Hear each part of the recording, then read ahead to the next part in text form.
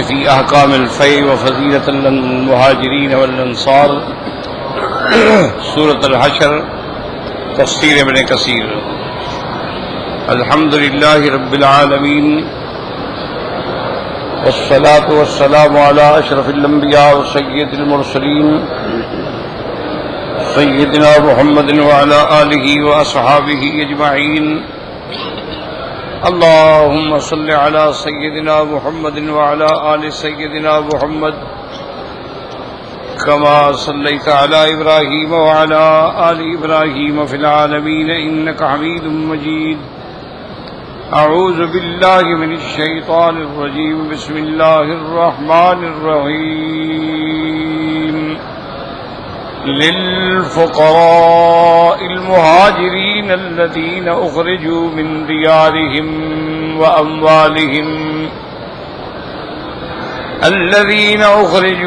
ديارهم وأموالهم يبتغون فضلا من الله ورضوانا وينصرون الله ورسوله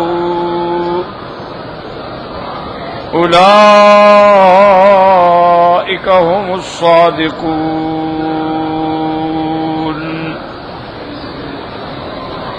والذين تبوأوا الدار والإيمان من قبلهم يحبون من هاجر إليهم ولا يجدون في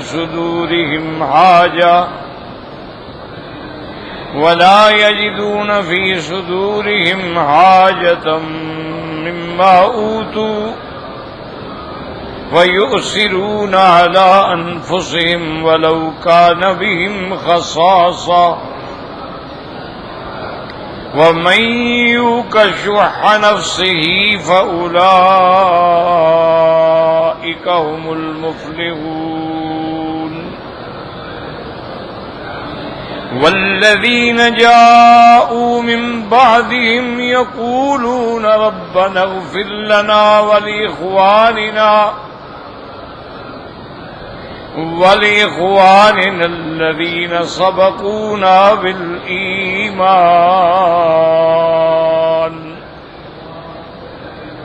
ولا تجعل في قلوبنا غلا للذين آمنوا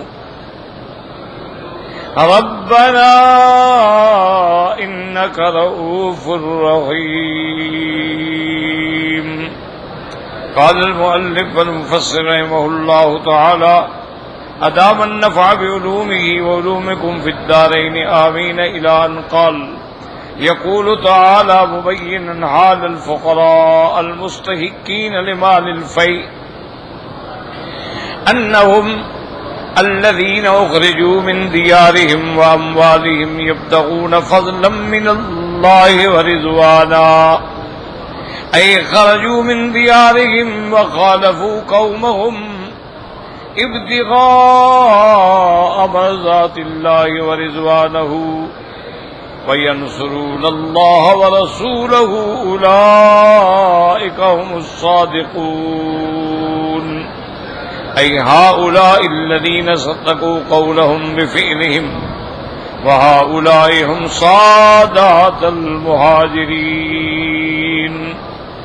اب اللہ تبارک و تعالی مفسر رحمۃ اللہ علیہ فرماتے ہیں، بیان فرماتے ہیں کہ اموال فے کے مستحق سب سے پہلے وہ ہیں جو مہاجر ہیں، جن کو ان کے گھروں سے ان کے اموال سے نکالا گیا. اور جرم ان کا کیا تھا؟ یبتغون فضلا من اللہ ورضوانا، اللہ سے اللہ کا فضل اور رضا مانگتے ہیں. اے خرجوا من دیارہم، ان کو ان کے گھروں سے نکالا گیا. وخالفوا قومہم، اپنی قوم سے مخالفت خریدی. کیوں؟ ابتغاء مرضات اللہ، اللہ کی رضا حاصل ہو جائے. وَيَنْصُرُونَ اللَّهَ وَرَسُولَهُ، اور ہجرت کر کے ان کا مقصد قلبی کیا ہے کہ اللہ کے رسول کی مدد کریں. اللہ فرماتے ہیں اولئک هم الصادقون، یہی وہ لوگ ہیں جو سچے ہیں، جن کا قول اور فعل جو ہے برابر ہے، جو کہتے ہیں وہی کرتے ہیں، جو زبان پہ ہے وہی دل میں ہے. وَهَؤُلَاءِ سَادَاتُ الْمُهَاجِرِينَ، اور یہ وہ لوگ ہیں جو مہاجروں کے سردار ہیں۔ میں نے الحمدللہ کل عرض کیا تھا کہ اللہ تعالی کے پورے کلام مقدس میں اگر آپ غور کریں گے تو سب سے پہلی تقسیم جو ہے وہ تین ہے: مومنین، کافرین، منافقین۔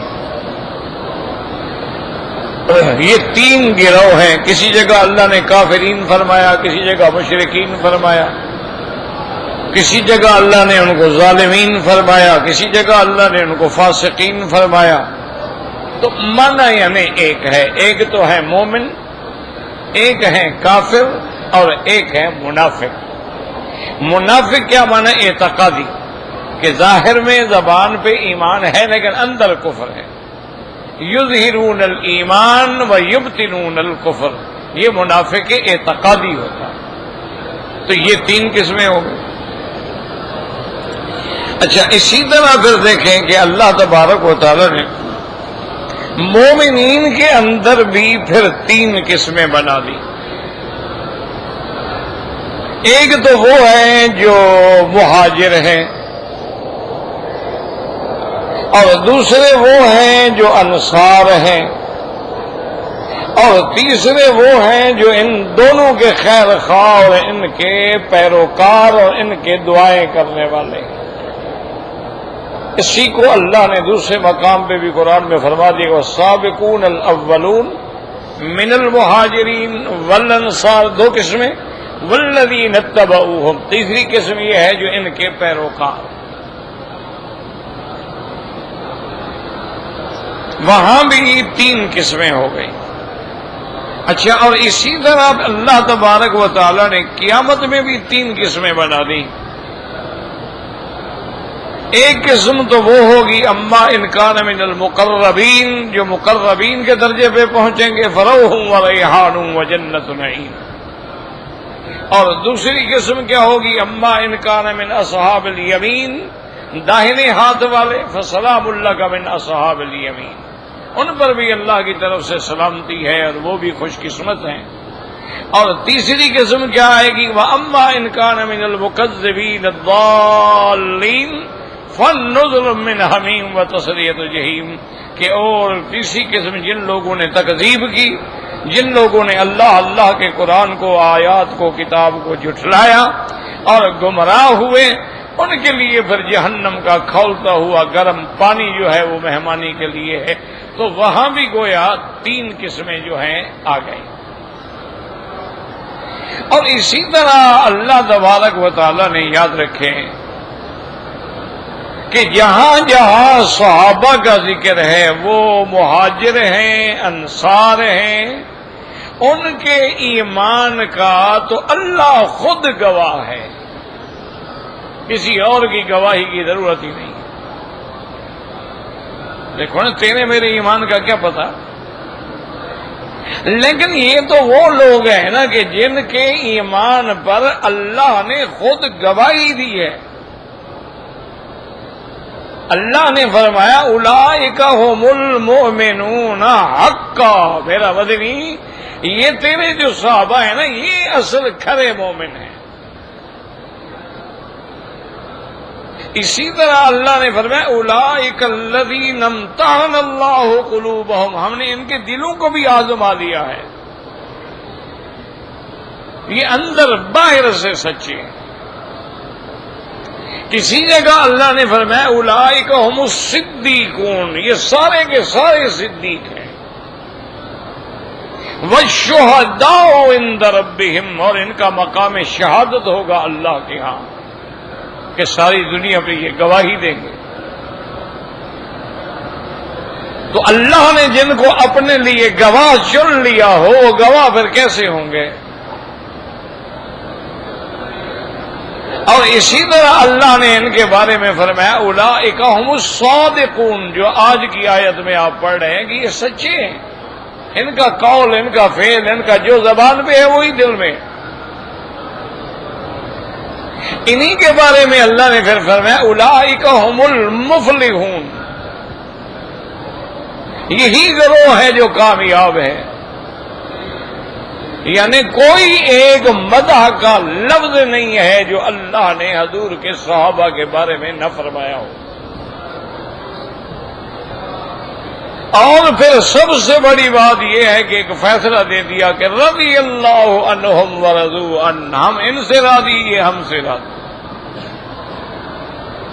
اور یہ بھی فیصلہ فرما دیا کلن وعد اللہ الحسنی، ہم نے ان سب کے ساتھ جنت کا وعدہ کر دیا ہے.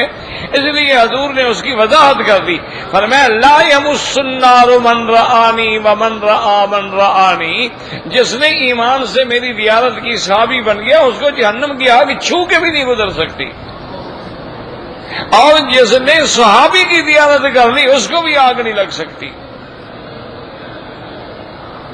اللہ کے پاک پیغمبر نے ان کے بارے میں یہ فرما دیا.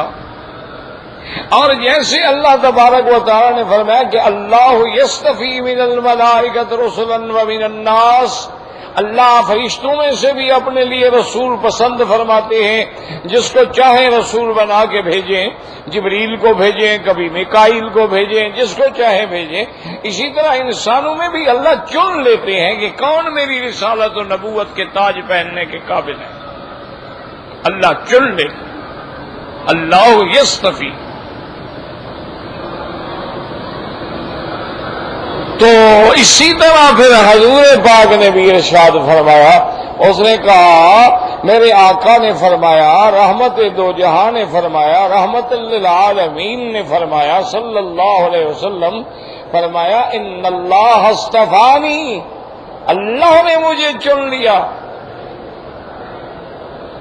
اللہ نے مجھے پوری مخلوق میں چن لیا. امام الانبیاء، امام الاتقیاء، امام الاصفیاء، سید الاولین، سید الآخرین، رحمت للعالمین، خاتم النبیین، فرمایا اللہ نے مجھے چن لیا. تو یہ تو قرآن میں بھی. اب آگے سنیں حضور نے کیا فرمایا، ثم اصطفیٰ لی اصحابی، پھر اللہ نے میرے لیے میرے صحابہ کو بھی چن لیا کہ کون میرا صحابی بننے کے قابل ہے، کون میرا دوست کہلانے کے قابل ہے. فجعلہم انصاری واصحاری، پھر اللہ نے ان میں سے کچھ کو میرا مددگار بنا دیا، کچھ کو میرا رشتہ دار بنا دیا. تو اللہ نے صحابہ کو بھی چن لیا، یہ اللہ کی چنی ہوئی جماعت ہے. اب صحابہ کے اندر جو ہیں پھر مہاجرین ہیں، انصار ہیں اور ان کے تابع دار. اب دوسری بات سنیے جو آپ سبق پڑھ رہے ہیں مال فے کا، کہ ایک ہے مال غنیمت جو لڑائی کے بعد حاصل ہو،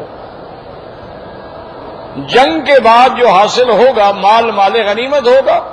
اور اگر ان کی لڑکیاں ہیں تو وہ کنیزیں ہو جائیں گی، لڑکے ہیں تو غلام ہو جائیں گے. اور اگر اس کو کہتے ہیں مال غنیمت، لیکن جو جہاد کے بعد ملے گا، یہ نہیں ہے کہ آپ کسی کو نوکرانی رکھ لیں اور کہیں کہ یہ بھی ہماری کنیز ہے، باندھی ہے، حلال ہے. نہیں، پہلے جنگ لڑیں، پہلے بہت تو قبول کریں نا، بچ گئے تو پھر باندیاں رکھنا. سب سے پہلے جہاد ہوگا، جہاد کے بعد جو مال ملے گا مال غنیمت ہے. اور ان کے بیٹے جو ہیں وہ عبد ہیں اور اما ہیں. تو اس مال غنیمت کو کیسے تقسیم کریں گے؟ 5 حصے. خمس اللہ کے رسول کے لیے ہوگا، بیت المال میں آ جائے گا. 4 حصے جو ہیں وہ مجاہدین میں برابر تقسیم کر دیے جائیں گے. اس کو اللہ نے سورۃ الانفال میں فرمایا، برا میں وَاعْلَمُوا أَنَّمَا غَنِمْتُمْ، کہ جو تمہیں غنیمت ملی ہے فَأَنَّ لِلَّهِ خُمُسَهُ وَلِلرَّسُولِ. اور ایک ہے مال فے. مال فے کا کیا معنی؟ کہ من غیر خیل ولا رکاب، نہ تم نے گھوڑے دوڑائے، نہ تم نے اونٹ بڑھائے، نہ تم نے لڑائی لڑی. ولکن اللہ یسلط رسلہ علی من یشاء، اللہ جس پہ چاہے رسول کو غالب کر دے. اللہ نے بغیر لڑائی کے غالب کر دیا. اور یہودی اپنے ہاتھوں سے گھر برباد کر کے بھاگ گئے. تو اب جو مال ملا ہے یہ ہے مال فے. اس کے 5 حصے نہیں ہوں گے، یاد رکھو. یہ سارے کا سارا اللہ کے رسول کا ہے.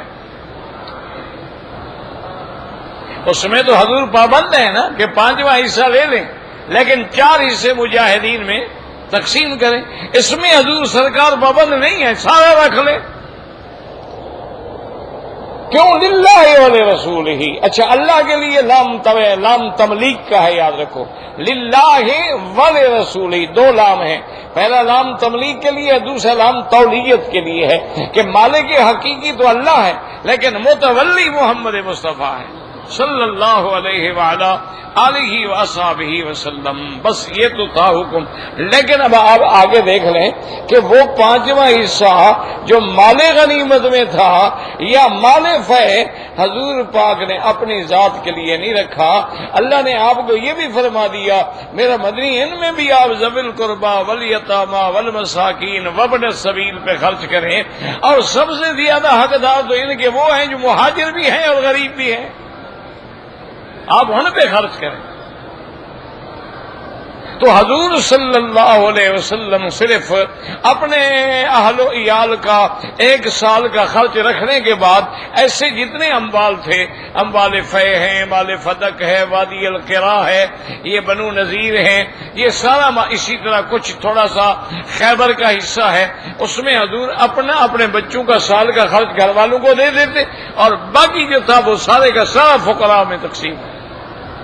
یعنی وہ حضور پاک نے اپنا ملک اس کو بھی کبھی نہیں، حالانکہ اللہ نے ان کو دے دیا تھا، نہ دے اپنے کام میں لگا دے، لیکن آگے اللہ نے بتلا بھی دیا کہ میرا مدنی ہم نے تو آپ کو مالک بنا دیا ہے، لیکن آپ بھی ان کو دیں جو غریب ہیں، جو مسکین ہیں، جو یتیم ہیں، جو مسافر ہیں، اور ان سب میں پھر زیادہ حقدار مہاجر ہیں، کیوں کو بیچارے گھر چھوڑ کے آئے، وطن چھوڑ کے آئے، اپنے آباد گھروں سے نکل گئے، خالی 3 کپڑوں میں آ گئے۔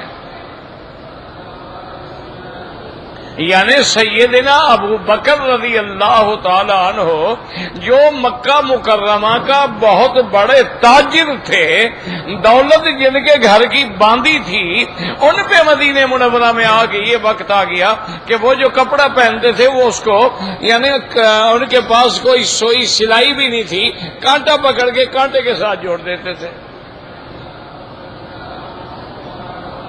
اور بعض صحابہ میں یہ وقت بھی آیا کہ ان کے پاس چادر ہی ایک ہے، ساری زندگی ایک چادر میں گزار دی۔ بعض صحابہ کے یہ وقت بھی آیا کہ چادر ایک ہے، لیکن اسی چادر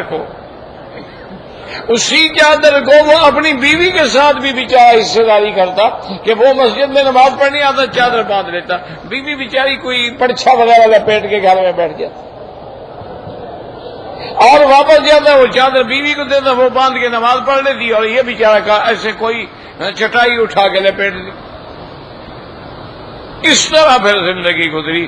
تو اب اموال فے کے سب سے زیادہ مستحق اور حقدار جو ہیں وہ فقراء ہیں، اور آگے اللہ نے ایک مضمون میں اشارہ بھی فرما دیا ہے کہ اللہ یہ چاہتے ہیں کہ دولت جو ہے وہ چند ہاتھوں میں مرکوز نہ ہو جائے۔ دیکھو نا سرمایہ دارہ نظام کیا ہے کہ پیسہ سارا سرمایہ دار کے پاس ہے، مزدور اسی طرح بھوکا ہے۔ اب دیکھیں کتنے مل ہیں دنیا میں، کتنے مل ہیں، فیکٹریاں ہیں، کتنے بڑے بڑے کام ہو رہے ہیں، ان میں 10-10 20-20 ہزار مزدوروں کی شفٹ ہے، لیکن مزدور کو کیا ملتا ہے؟ وہی کھانا کوتلا یا موت، اتنی تنخواہ ملتی ہے کہ مہینے میں بچوں کے ساتھ بیٹھ کے روکھی سوکھی کھا لے، اور ساری کمائی کس کے پاس جا رہی ہے؟ سرمایہ دار، جو ایک دن بھی کارخانے میں نہیں آتا۔ اسی طرح آپ دیکھ لیں کہ بڑے بڑے جاگیردار ہیں، زمیندار ہیں، سارے ہاری ہیں، مزارے ہیں، وہ ساری زندگی مزارے ہی رہے بیچارے۔ یہ نہیں ہے کہ انہوں نے کوئی ترقی کر کے 4 ایکڑ اپنی زمین لے لی ہو، مزارے ہیں، محنت کر رہے ہیں، کھانے کو کچھ گندم مل گئی، کبھی کچھ مل گیا، کبھی کچھ مل گیا، وہ بھی کوتلا یا موت کی حالت میں ہیں۔ یہ سرمایہ دارانہ نظام ہے جس نے پوری دنیا کو اپنے چنگل میں لے۔ اچھا، اس کے مقابلے پہ ایک خوش کن نعرہ دیا گیا کمیونزم کا کہ نہیں جی سب ہم برابر ہیں، بڑے چھوٹا کوئی نہیں ہے۔ اچھا جی، وہ برابری کا نتیجہ کیا نکلا کہ وہ جو بڑے بڑے کونسل تھی، بڑے بڑے لوگ تھے، وہ قابض ہو گئے، باقی مزدور ہیں سارے جی کماؤ اور کھاؤ، نہیں کما سکتے ہو جیل میں جاؤ، وہاں تمہیں روٹی مل جائے گی۔ وہ جناب سب کو برابر کرنے لگ گئے کہ بھئی کپڑا پہننا ایک جیسا پہنو، ٹوپی پہننی ایک جیسی پہنو، شام کو ڈبل روٹی لینی ہے ایک جیسی لے لو، لائن میں لگو ڈبل روٹی لے لو، بس کھانے کی ذمہ دار تمہاری گورنمنٹ ہے۔ اس کا اتنا بڑا ظلم ہوا کہ وہ جناب مساوات کیا قائم ہونی تھی، ہمیشہ کے لیے وہ برباد ہو گئے۔ اسلام کا نظام دیکھیں عادلانہ، اسلام کہتا ہے سرمایہ رکھ سکتے ہو، لیکن پہلے یہ بتاؤ کہ یہ کمایا کہاں سے ہے، ذرائع حلال ہے یا حرام ہے؟ اگر تم نے جوئے سے کمایا ہے، شراب بیچ کے کمایا ہے، زنا کروا کے کمایا ہے، کوئی کلب کھول کے کمایا ہے، وہ تو حرام ہے، سرکار ضبط کرے۔ اگر تم نے حلال ذرائع سے کمایا ہے کہ تمہارا ماں باپ تمہیں جائیداد دے گئے تھے، تم نے تجارت کی، تم نے دکان کھولا، تم نے کوئی کاروبار کیا، تو اب اللہ فرماتے ہیں بالکل ٹھیک ہے، یہ تیرا مال ہے، بالکل حلال، لیکن زکوٰۃ ادا کرو۔ اگر زمین ہے عشر ادا کرو، اگر مال مویشی ہیں زکوٰۃ ادا کرو،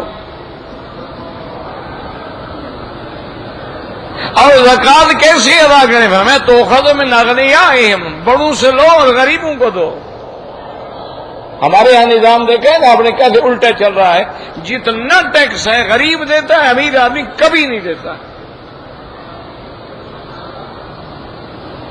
غریب لوگ جو ہیں وہ بیچارے اگر ایک مہینے بجلی کا بل نہ دے کٹ جائے گی، اور امیروں کی کون کاٹے جناب، وہاں تو ویسے ہی کنڈے لگے ہوئے ہیں، بل آتا ہی نہیں، کٹے کیا؟ بل آئے گا تو کٹے گا نا، ان کے لیے تو میٹر بند ہے، ویسے لگا دیے۔ وہ تو ڈائریکٹ مستفید ہو رہے ہیں نا، ان کے گھر میں 20 ایئر کنڈیشن چلیں، 10 ایئر کنڈیشن چلیں، ان کو کیا بل آنا ہی نہیں۔ اچھا ہماری بجلی جو ہے وہ کٹ جائے گی، یا ہماری بجلی لوڈ شیڈنگ آئے گی بجھ جائے، امیر کی بجلی نہیں بجھتی، وجہ کیا ہے کہ کئی گریڈ ہوتے ہیں نا، ان کو ہر گریڈ سے ان نے لائن دی ہوئی ہے، اس میں لوڈ شیڈنگ ہوگی دوسرا گریڈ چالو ہو گیا، اس میں لوڈ شیڈنگ ہو گئی اور تیسرا چالو ہو گیا، ان کی بجلی نہیں بند ہوگی۔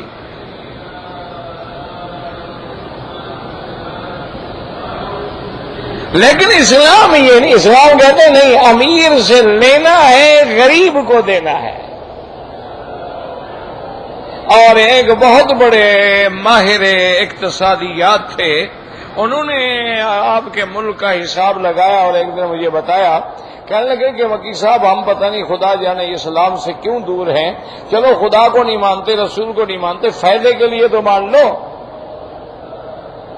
انہوں نے کہا اللہ رسول پہ اگر ایمان نہیں ہے تو اپنے فائدے کے لیے تو ہر آدمی اسکیم بناتا ہے نا۔ اس نے کہا یقین کریں کہ آپ کی 18 کروڑ کی آبادی ہے، اس میں ٹیکس کا جو سیکٹر ہے وہ کتنا ہے، 2 کروڑ بھی ٹیکس نہیں دیتا۔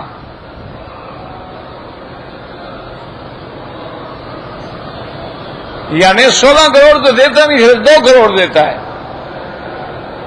انہوں نے کہا اس کا آسان حل یہ ہے کہ سارے ٹیکس ختم کر دو، صرف اسلام کے مطابق زکوٰۃ وصول کر لو، تو انشاءاللہ تمہارے ملک میں کوئی غریب بھی نہیں ہوگا۔ اور جب تم ٹیکسز ختم کر دو گے تو پوری دنیا میں تم مارکیٹ کو بیٹ کر سکو گے۔ اب یہ ہے نا ہم ایک چیز بنا رہے ہیں، ہمیں بنی ہے 10 روپے کی، 100 تو اس پہ ٹیکس 110 ہو گئی، کرائے کے ساتھ جاتے 120 ہو گئی، 130 میں ہمیں کون خریدے جب باہر والے 10 ریال کی بیچ رہے ہیں؟ مارکیٹوں کا بٹھا بیٹھ گیا نا۔ انہوں نے کہا اسلام نے جو فیصلہ کیا ہے یہ اتنا عادلانہ ہے، دیکھو نا ایمان سے کہیں کہ سرکار دو عالم، رحمت دو عالم، اور اس کے بعد خلافت راشدہ علی منہاج النبوہ جو ہے، اس میں کبھی ٹیکس نہیں دیا گیا، لیکن کیوں؟ کبھی کوئی آدمی نہیں کہہ سکتا کہ میں بھوکا ہوں۔ حضرت عمر اعلان فرماتے تھے کہ اگر دریائے دجلہ و فرات کے کنارے کوئی کتا بھی بھوک سے مر گیا تو قیامت میں عمر جواب دے گا. یہاں تو روز خودکشی ہوتی ہے، لوگ بچے بیچ رہے ہیں، لڑکیاں بیچ رہے ہیں، گردے بیچ رہے ہیں، اپنی 4 بچیوں کو اٹھا کر کے تیل چھڑک کے آگ لگا رہے ہیں. اب زندہ رہنے سے بہتر ہے مر جائیں. وجہ کیا ہے؟ وجہ صرف ایک ہے، اللہ کے قرآن سے دوری. باقی ساری باتیں ہیں. اصل جو مسئلہ ہے وہ یہ ہے کہ ہم نے اللہ کے قرآن کو نہیں مانا. 2 لفظی بات اللہ فرماتے لا تتخذوا اليهود والنصارى اولیاء، یہود اور نصارہ کو کبھی دوست نہ بنانا. کرو عمل. قرآن کہتا ہے اشداء علی الکفار رحماء بینہم، کافروں کے مقابلے پہ پہاڑ بن جاؤ، آپس میں مہربان.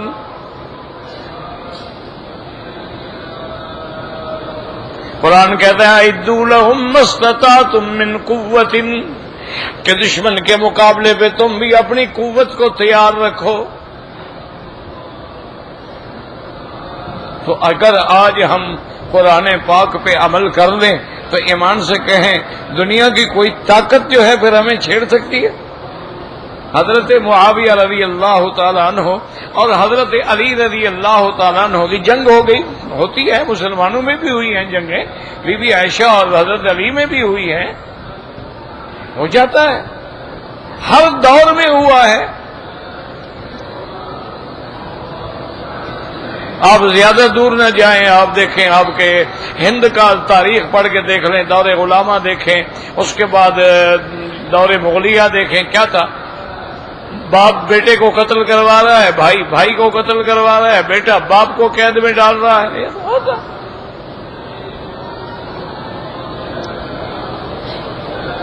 حضرت علی اور حضرت معاویہ رضی اللہ تعالیٰ عنہ کی لڑائی تھی.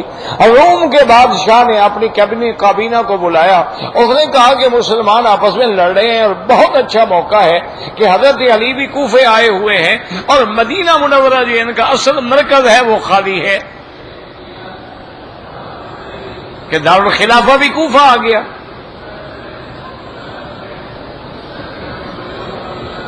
یاد رکھ لو، بات بھول نہ جائیں. خارجی الزام لگاتے ہیں نا کہ حضرت علی تو جناب نبی کا بھی دشمن تھا، جب موقع ملا تو مدینہ منورہ کی شان ختم کرنے کے لیے دارالخلافہ کوفہ لے گیا. یہ بات نہیں تھی. یاد رکھو حضرت علی جو ہیں رضی اللہ تعالی عنہ عاشق رسول ہے، ابن عم النبی المصطفیٰ ہے، رابع الخلفاء ہے. وجہ یہ تھی کہ جب حضرت عثمان مدینہ میں شہید ہو گئے تو حضرت علی نے سوچا کہیں ایسا نہ ہو کہ اب محمد مدنی کا شہر جنگ کی اما جگہ بن جائے، ادھر سے ہم دور چلے جائیں، کم از کم مدینہ تو لڑائی سے محفوظ رہے. حضرت علی رضی اللہ تعالیٰ عنہ تو محبت مدینہ میں مدینہ منورہ کی عظمت شان کے مطابق حضرت عثمان نے کیوں جان دے دی؟ حضرت عثمان کے بعد تو فوج تھی. بغاوت کرنے والے کتنے آدمی تھے؟ 45 آدمی تھا. باغی جو تھے وہ تو 45 آدمی تھا. حضرت علی نے جا کے حضرت عثمان کے گھر کے باہر دیوار سے کھڑے ہو کے کہا امیر المومنین مہربانی کریں ہمیں حکم دے، ان کی تو بوٹیاں بھی نہیں ملیں گی مدینے میں جو آپ سے لڑنے آئے ہیں. ہمارے پاس فوج ہے، طاقت ہے. حضرت عثمان نے کہا علی تمہاری محبت کا شکریہ، لیکن یہ مجھے مارنا چاہتے ہیں، میں اپنی جان دے سکتا ہوں، محمد مدنی کے شہر میں خون بہانے کی اجازت نہیں دے سکتا. صلی اللہ علیہ وسلم شہید ہو گئے، مظلوم شہید ہو گئے، لیکن آگے نہیں بڑھنے دیا فتنے کو. تو حضرت علی اس لیے وہاں گئے تھے. تو اب جناب جب اس نے پروگرام بنایا اس نے کہا بھی اپنی فوج کو کہ فوراً تیاری کرو. مسلمان آپس میں لڑے ہوئے ہیں اور ہم فوراً مدینہ منورہ پہ حملہ کر کے مدینے پہ قبضہ کر لیتے ہیں. اور جب دارالخلاف مدینہ ہمارے ہاتھ میں آ گئی، آبادی ختم ہو گئی، پھر مسلمانوں کے پاس ہے کیا باقی؟ تو حضرت معاویہ رضی اللہ تعالی عنہ کو بھی خبر مل گئی کہ دشمن نے یہ سازش کی ہے، تو حضرت معاویہ نے خط لکھا، اور ادھر حضرت علی کو بھی پتہ لگا، حضرت علی نے بھی خط لکھا، اور خط کے اندر پتہ ہے حضرت معاویہ کی جرأت دیکھیں، انہوں نے لکھا کہ یا کلب الروم، ہے روم کے کتے، تم مدینے پہ حملہ کرنا چاہتے ہو؟ یہ سمجھ رہے ہو کہ میری اور علی کی لڑائی ہے؟ خدا کی قسم جس دن تم نے مدینے کی طرف رخ کیا، میں معاویہ علی کا سپاہی بن کے لڑوں گا، میری ساری فوج علی کے تابع ہوگی. ہمارے آپس کے جھگڑے ہیں، تم کون ہو ہمیں لڑانے والے؟ اور یہی خط حضرت علی نے لکھا، دشمن کو طاقت ہی نہ ہوئی. تو اس لیے ہم نے یاد رکھو وہ معزز تھے زمانے میں مسلمان ہو کر، اور ہم خوار ہوئے تارک قرآن ہو کر. اور میں چھوٹا ایک طالب العلم کی حیثیت میں انتہائی ادب کے ساتھ اپنے بزرگوں سے معافی کی درخواست کے ساتھ گزارش کرتا ہوں کہ اللہ کے قرآن کو صرف سرمایہ دار نے نہیں چھوڑا، ہم دیندار، دین کے مدرسے والوں نے بھی قرآن چھوڑ رکھا ہے.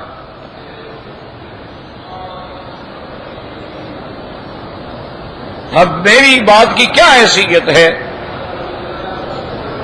نہ کارخانے میں طوطی کی آواز کو کون سنتا ہے، لیکن آج بھی آپ جا کے دیکھ لیں کہ آپ کا جو نظام ہے، نظام تعلیم ہے چلا آ رہا ہے، دنیاوی مدرسوں کو چھوڑ دو، وہ تو ہیں ہی انگریزوں کے بنائے ہوئے نا، ان سے کیا گلا ہے بھائی؟ اگر کوئی آدمی آپ کا کالج میں پڑھتا ہے، میڈیکل کالج میں پڑھتا ہے، انجینئرنگ کالج، وہ تو وہی انگریز کے بنائے ہوئے ہیں، کتابیں بھی ان کی، پروفیسر بھی ان کے، لیکچرر بھی ان کے، پروگرام بھی ان کے، سرٹیفکیٹ بھی ان کے، اور وہ تو ہم ان کے غلام ہیں، وہاں تو ہمارا ایک لفظ بھی نہیں ہے نا.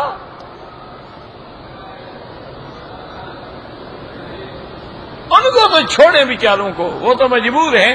دین کے نام پہ جتنے مدارس چل رہے ہیں، اگر تحفیظ القرآن کا مدرسہ ہے، بچوں کو حافظ بنا رہے ہیں، ماشاءاللہ سالانہ 200 400 500 100 1000 بچہ نکل رہا ہے، وہ قرآن پورا سنا دے گا، لیکن ترجمہ اس کو سورۃ فاتحہ کا بھی نہیں آتا.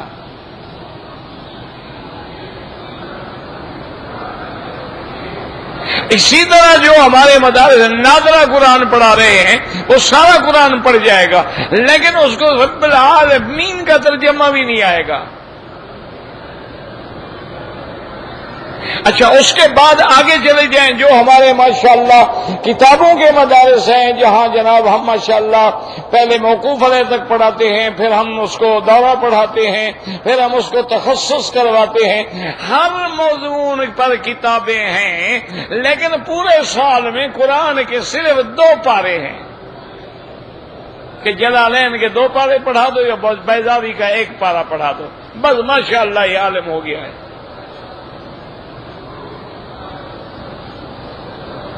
تو منز بیگان کا ہرگز نہ عالم، ہمیں غیروں سے گلا نہیں، ہمیں تو اپنوں سے گلا. ہم کیا کر رہے ہیں؟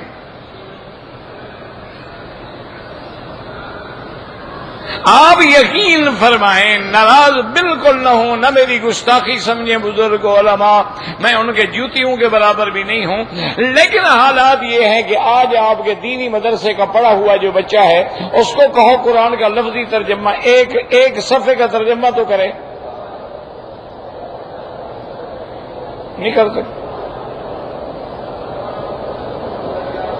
وہ ہمارے ایک تنظیم اہل سنت والوں کی ایک مسجد تھی، وہاں جو مؤذن تھا نا، وہ بڑا چالاک آدمی تھا. اچھا، وہ چونکہ وہاں تنظیم کی مسجد تھی، وہاں ان کا دفتر تھا، تو علماء اور خطباء اور مقرر اور سارے آتے رہتے تھے، کوئی ہفتے میں 1 رات، کوئی دوسری رات، کوئی تیسری رات، تو کوئی نہ کوئی وہاں تھا، چونکہ ان کی رہائش کی جگہ وہاں تھی. وہ سب ادھر ادھر سے جب تقریریں کر کے آتے تو رات وہاں گزارتے، پھر صبح کو اپنا پروگرام دفتر سے لیا اور چلے گئے۔ اچھا وہ جناب ایسا تیز آدمی تھا کہ صبح کی نماز جو ہی ختم ہوتی نا جی تو فوراً قرآن شریف لے کے مولوی صاحب کے آگے رکھ دیتا کہ حضرت یہاں تک تو ترجمہ ہو چکا ہے، آج آپ اس کے بعد پڑھا دیں۔ اب مولوی صاحب کو تو یہاں تھوک کھڑی ہو جاتی، مولوی کو 5 تقریریں یاد ہوتی ہیں، باقی اس کو تھوڑا آتا ہے۔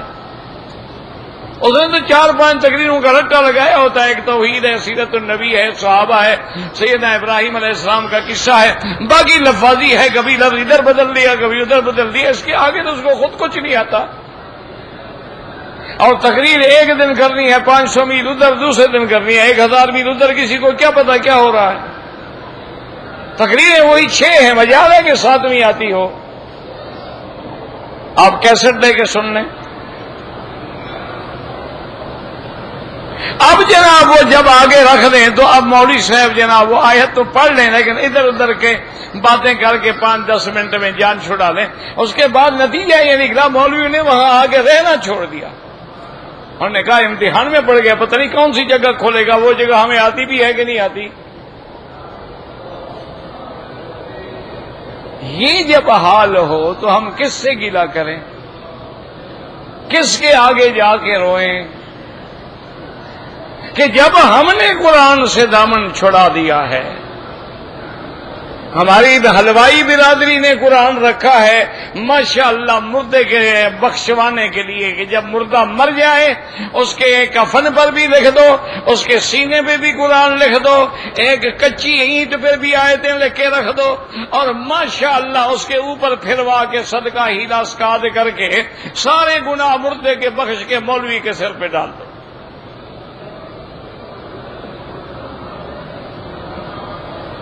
انہوں نے قرآن سے یہ کام لیا۔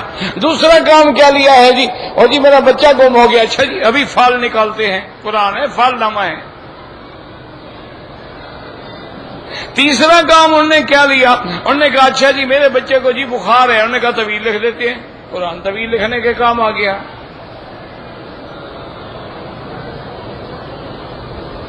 انہوں نے قرآن سے یہ کام لیا ہے۔ اور ہمارے بعض حضرات نے قرآن سے یہ کام لیا کہ چلو کسی فرقہ باطلہ کا رد کرنا ہوا تو 2 آیتیں پڑھ کے تقریر کر دی۔ قرآن یہی طویل لکھنے کے لیے اللہ نے اتارا تھا۔ اسی لیے ماہر القادری ایک شاعر ہوتا تھے نا، اس نے قرآن کی فریاد سے لکھا تھا کہ قیامت میں اللہ کا قرآن فریاد کرے گا کہ مولا میں دھو دھو کے پلایا جاتا ہوں، میں طاقوں پہ سجایا جاتا ہوں، بڑے بڑے غلاف سے مجھے اوپر سجا دیتے ہیں اور دھو دھو کے پلا دیتے ہیں، مجھ پہ عمل تو کوئی نہیں کرتا۔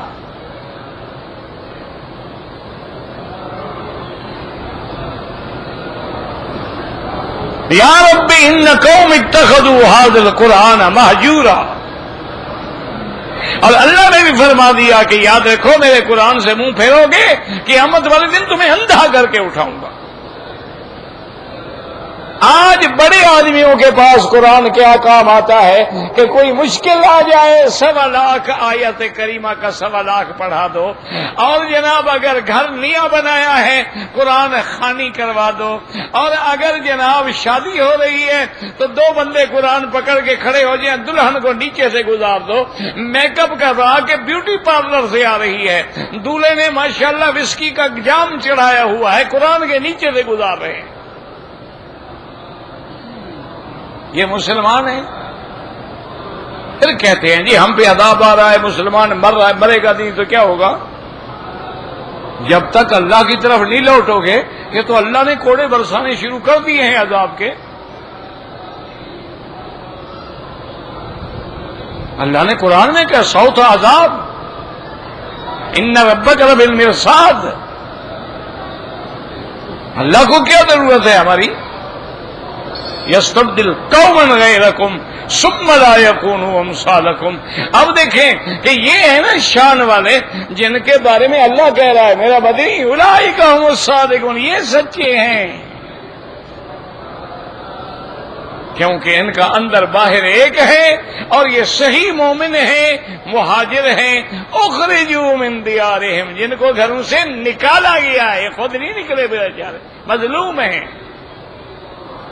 اسی طرح آگے قرآن کہتے ہیں اذن للذین ظلموا والذین اخرجوا من دیارہم، اور اسی کو میرے مدنی پاک نے سمجھایا، مکے کے سامنے کھڑے ہو گئے اور فرمایا واللہ انک لخیر ارض اللہ واحب ارض اللہ الی اللہ، اور فرمایا مجھے کعبہ خدا کی قسم ہے تو اللہ کی ساری زمین سے بہتر زمین ہے، اللہ کی محبوب زمین ہے، واللہ اگر میری قوم مجھے مکے سے نہ نکالتی میں تجھے چھوڑ کے کبھی نہ جاتا۔ تو ان کو بھی نکالا گیا ہے۔ تو اس لیے اب مال فہ میں کن کا حصہ آئے گا؟ فقراء، اور فقراء میں مہاجرین۔ اس کے بعد مرتبہ کن کا آئے گا؟ انصار۔ اس کے بعد کون ہوں گے؟ ان کے بعد میں آنے والے والذین یقولون ربنا اغفر لنا ولاخواننا الذین سبقونا بالایمان، واللہ اعلم۔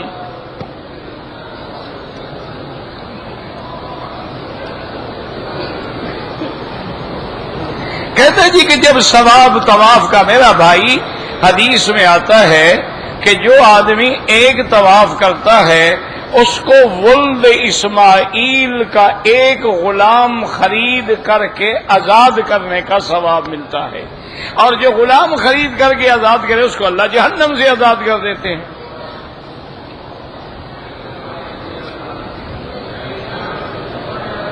اگر ظہر کی 4 رکعت سنت جو پہلے پڑھتے ہیں وہ رہ جائے تو احناف کے نزدیک وہ سنت مؤکدہ ہے، لازماً ظہر کے بعد ادا کرے۔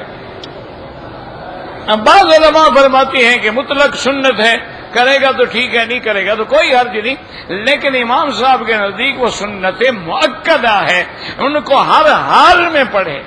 اور یہ بھی ایک بات یاد رکھو کہ ایک آدمی 4 سنتیں پڑھتا ہے، پھر 2 پڑھتا ہے، پھر اس کے بعد 2 رکعت نفل بھی پڑھتا ہے۔ اچھا اب اگر نفل چھوڑے تو علماء نے لکھا ہے کہ اللہ اس کو ثواب دیتے ہیں کہ من تہاون بالنوافل، جو نفل چھوڑے گا حرمان سنت، ایک دن اللہ سنت سے محروم کر دیں گے، اور جو سنتیں چھوڑے گا ایک دن نماز سے بھی محروم ہو جائے گا، اور جو سنت نہیں چھوڑے گا وہ فرض کیسے چھوڑے گا؟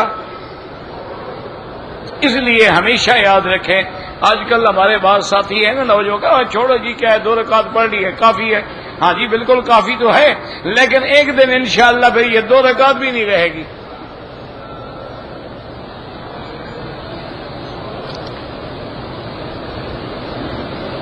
حضرت بیت اللہ کی تعمیر تو حضرت آدم سے پہلے بھی ہوئی ہے، پھر حضرت آدم کے دور میں بھی ہوئی ہے، پھر حضرت شیش کے دور میں بھی ہوئی ہے۔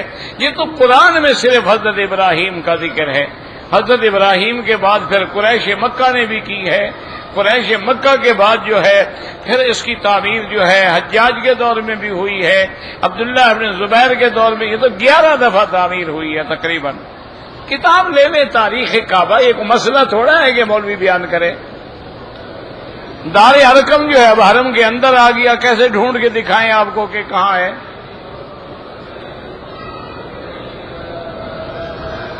جو انتقال کر گئے ان کے لیے عمرہ کر سکتے ہیں، بالکل کر سکتے ہیں، حج بھی کر سکتے ہیں۔ بھائی عمرے کے لیے طواف الوداع واجب ہی نہیں ہے، لیکن اگر کر دو گے فجر کے بعد کر لو، کوئی نہیں، ظہر کو چلے جاؤ۔ زمزم کا پانی بیٹھ کے پینا چاہیے۔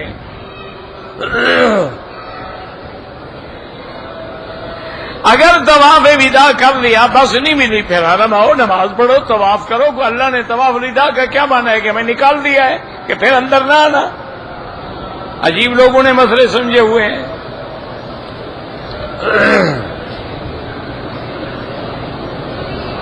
اگر حرم شریف میں مریض ہے، پیشاب نکل گیا، ویل چیئر دھو ڈالو، مجبوری ہے، کیا کر سکتا ہے؟ حضور کے سامنے ایک آدمی نے مسجد میں کھڑے ہو کے پیشاب کر دیا، تو یہ واقعات اسی لیے پیش آئے نا کہ کل امت کو اگر آئے تو کیا ہوگا۔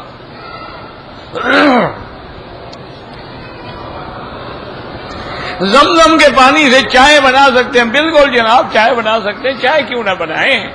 زمزم سے دل ہمارا دھلے نہ دھلے، چائے تو مزے کر کے پیو نا۔ اس کو یہی فکر ہے نا کہ چائے کا کیا ہوگا۔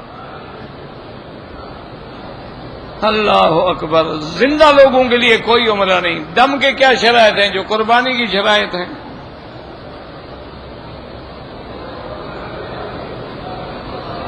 ایک ایس ایم ایس آیا ہے کہ پھینک کے چراغ نہ بجھائے، مجھے نہیں پتا ایسے دامن سے منہ نہ صاف کریں، جلدی جلدی نماز نہ پڑھے۔ کچھ باتیں ٹھیک ہیں، کچھ غلط ہیں۔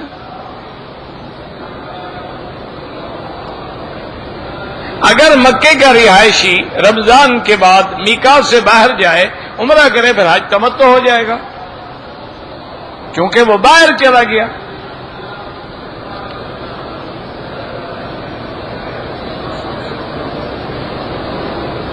بعض لوگ کہتے ہیں کہ بی بی عائشہ رمضان میں آٹا گوندھ کے ہاتھوں کو ملا کرتی تھی، پورا رمضان وہ اکٹھا کر کے عید کے دن سویاں بناتی تھی۔ پتہ نہیں آپ کے پاس بھیجی ہوں گی بی بی عائشہ نے سویاں، ہمیں تو نہیں بھیجی۔ بی بی عائشہ کہتی ہم نے پیٹ بھر کے کھجور نہیں کھائی، یہ سویاں بنا رہے ہیں۔ انا للہ و انا الیہ راجعون۔ جس ملک قوم کا یہ حال ہو کہ اپنے سیویاں کھانے کے لیے جھوٹی حدیث بنا ڈالی۔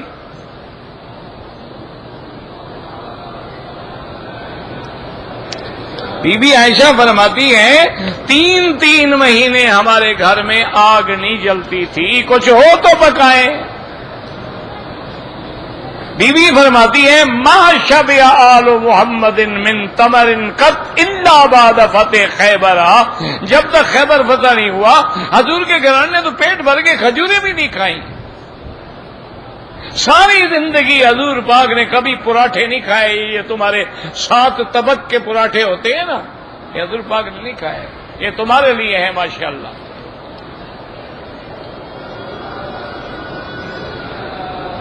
اگر کسی آدمی نے حج میں رش تھا، سیڑھیوں میں پھنس گیا، نماز نے اشارہ کیا، نماز ہو جائے گی۔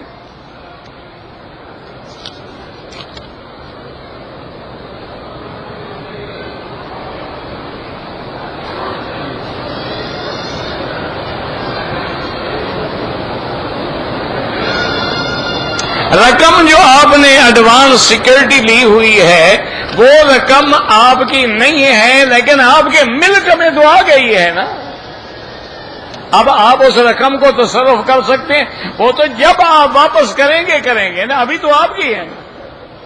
جب آپ اس سے فائدہ اٹھا رہے ہیں، زکوٰۃ کیوں نہ دیں؟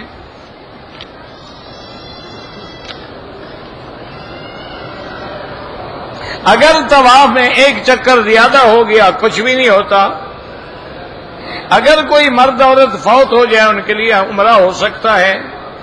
اگر وضو ٹوٹ جائے، نیا وضو کرنے سے پہلے لازم ہے کہ پیشاب کیا جائے، پیشاب آئے تو کرو گے، ورنہ لازم کیسے یعنی زبردستی چوہا مار کے نکالو گے؟ یعنی ابھی یہ بھی کوئی مسئلہ ہے؟ بڑا ایمان سے کہو بھائی، پیشاب آئے تو کرو، نہ آئے نہ کرو، بات ختم۔ بینک میں اپنی جائیداد رہن رکھ کے قرضہ لینا 101% حرام ہے، وہ تو سود ہے۔ بینک سے گاڑی قسطوں پہ لی جا سکتی ہے، اگر آپ نے پیسہ لیا بینک سے تو حرام ہے۔ بینک نے گاڑی خرید کر کے آپ کو گاڑی دے دی ہے تو وہ حلال ہے، کیونکہ پھر تو آپ نے گاڑی لی ہے نا، پیسہ تو نہیں لیا۔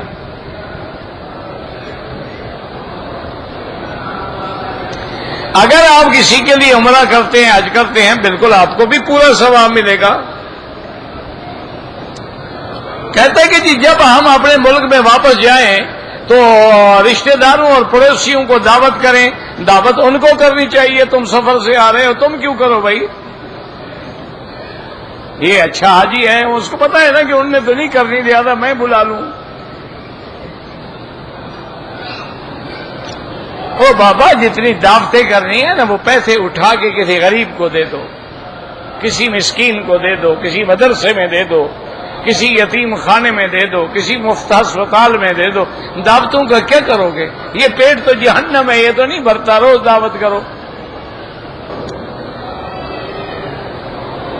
کہتا جی کہ جنت میں جو حوریں ہیں ان کی ایک شکل ہوگی، جب دیکھیں گے تو بتائیں گے ابھی تو دیکھی نہیں، ابھی تو ہمارے مقدر میں یہی حوریں ہیں جن سے بھگت رہے ہو، ان کی شکل ملتی ہے، ان میں فرق ہے، ان میں بھی فرق ہوگا۔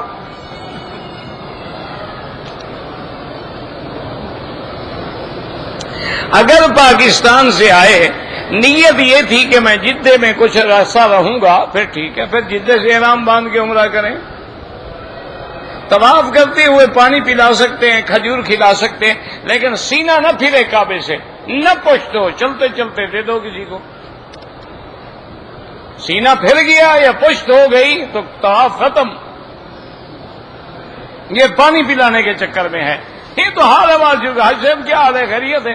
اچھا میرے 4 چکر، تھوڑے کتنے ہو گئے؟ طواف ختم۔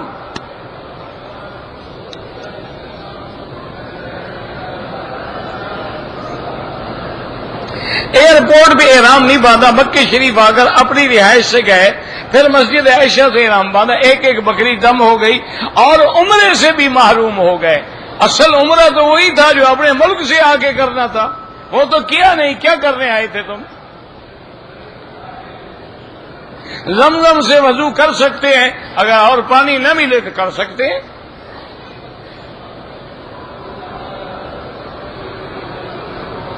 میں عصر کی نماز پڑھ رہا تھا، آخری رکعت میں مغرب کی اذان ہوگی، انشاءاللہ نماز ہو گئی، لیکن ایسے آئندہ نہ پڑھنا۔ حضور نے فرمایا یہ منافقوں کی نماز ہے، جو بیٹھے رہتے ہیں، جب سورج ڈوبنے لگتا ہے تو اللہ اکبر شروع کر دیتے ہیں۔